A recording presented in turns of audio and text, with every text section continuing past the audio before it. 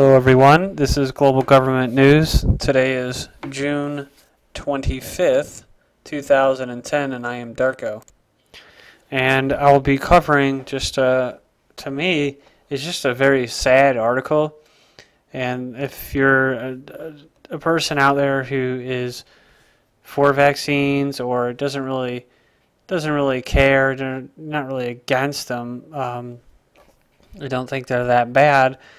I just personally think that stories like this are just god-awful because I know that, or I realize and understand that the people who really kind of influence society and engineer it and who have basically founded the modern medical establishment, the way we do things in the medical industry, are eugenicists. These are people that in the late 1800s were talking about sterilizing people, talking about Planned Parenthood, abortions, forced abortions, the master race, and everything with genetics and DNA manipulating, and of course, population control.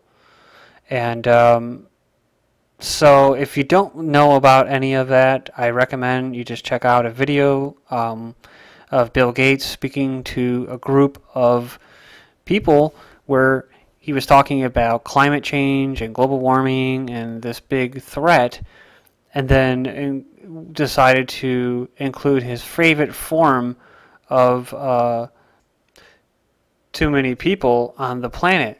And what is Mr. Gates, founder of the Bill and Melinda Gates Foundation, propose to help solve this problem of too many people on the earth? Vaccines, healthcare, and when he says healthcare, he means death care, he means universal socialized healthcare, and then the third is reproductive services, which is Planned Parenthood abortions. So he said exactly what I just said. And so he's out there promoting this social Darwinism, or whatever you want to call it, eugenics. He's out there promoting it for the people that he really works for. So see, I don't think that the Bill Gates runs the world and the millionaires. I think that the quadrillionaires run this planet, and he's working, and he's not working for them, but if he wants to be like them in the group, one of the boys, he has to go out there and promote shooting up women, pregnant women and children and the elderly with these shots that are full of mercury, or they call it thimerosal, which of course is, quote, safe. And then they have, according to the German politician and scientist, Wolfgang, he's said that it looks, according to what they've seen, that a lot of those H1N1 vaccines that were used in Europe, not U.S. but Europe, were taken from cells that were cancerous. So you have cancerous cells, you have the mercury, 50% used as a preservative, then you use antigens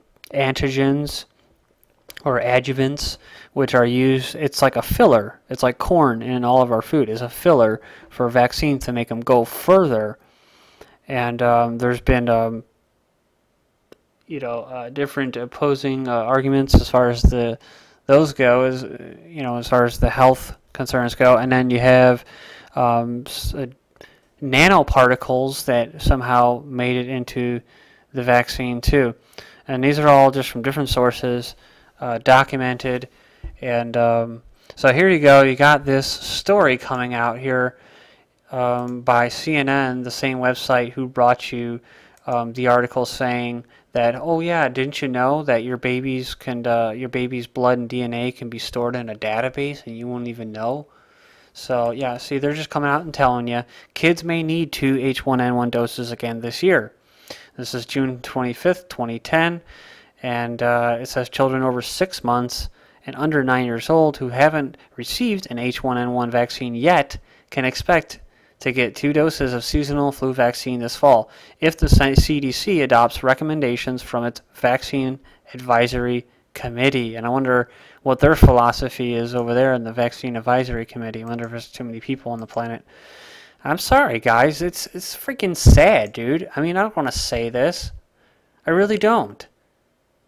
But I'm not stupid, and I'm not naive, and I'm not a conspiracy theorist. I'm looking at reality. I'm seeing reality. And the people that run the shit, that's all they talk about, is there's too many people on the earth. Humans are bad, according to the 96 Biological Diversity Act, UN. It's war on the human. And they use climate change, and now they're using biodiversity because climate change isn't working because the planet's been cooling, so they have to use biodiversity. So they, now you have this BP spill, where they're just allowing it to get worse and worse and worse, so that people will just say something must be done. UN and the government, please. The United States, world government, everything, come in and save us with your solution and bring us eugenics. Because that's exactly what you're asking for. So yes, this did happen last year, and when it did happen, the first thing that I noticed at the bottom of the story was that there was 800,000 vaccines from a Pasteur company that were recalled. They were children's vaccines. And then when I read down the story, it said that, oh yeah, these were the ones that were mercury-free, that didn't have the thimerosal in it. So let's look at the Center for Eugenics actual website. It says, as far as adjuvants go, it says no, they are not in the United States during the 2009 flu season. That's because people were just basically protesting and doing everything. I was out there doing the same thing with signs. And so, no, we didn't have research carried out on us here in the United States, North American Union region of this global government. It says this includes all of the 2009 H1N1 and seasonal influenza vaccines that are available to children and adults in both injectable and nasal spray formulations. None of these contained adjuvants. But in Europe, they are doing that. It says 2009 vaccines with adjuvants are being studied to determine if they are safe and effective. Experts will review this data when they are available. So, yeah, you're being experimented on there, Europe. And go down, it says, as far as the thimerosal, it says FDA license approved. Must be good and safe, pure and potent and everything else. Several formulations of the 2009 H1N1 vaccines, including multi-dose, that's 2 doses, and single-dose units. Multi-dose vials contain thimerosal as a preservative to prevent potential contamination after the vial is open. Some vaccine manufacturers, I love that, some are producing 2009 H1N1 vaccines in single-dose units, which do not require the use of thimerosal as a preservative. In addition, the live adjuvanted version of the vaccine, which is administered through the nose, produced in single units, does not contain thimerosal. That's the live virus one, the one that's with the. So if you're not getting thimerosal, you're getting live active virus in your nose. Here's an article from last year, December 18th, 2009. The Sanofi Pasteur removes thimerosal-free vaccines from the market. This was written on by Brandon Turbeville from Infowars.com. And the reason for the children's vaccines being recalled is that it was not potent enough, wasn't strong enough. They were saying that, get this, that the adjuvants were sticking to the walls of the syringe. Tell me that isn't like divine intervention if there ever was. I'm not saying that I believe in it, but if there was, that's it.